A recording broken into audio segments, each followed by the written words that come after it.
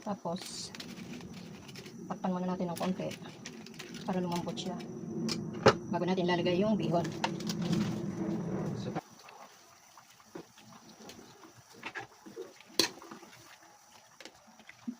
Bakit tutulo naman?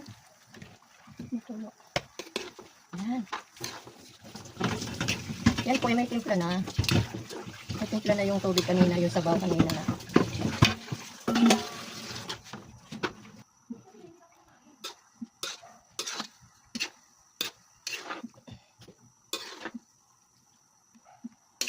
Hindi masyado maraming tuyo kasi nilagyan ko siya ng cubes. Tsaka may asin pa yung pinaglagaan ko ng, pinaglagaan nila ng manok. Kaya may tuyo daw yung kakain. Mamaya daw yung sabi nila na yung silikong. Mamaya siguro pagkatapos lang sa'yo. May ano, may natira pa doon na adobo ah. May prito. Ayan na.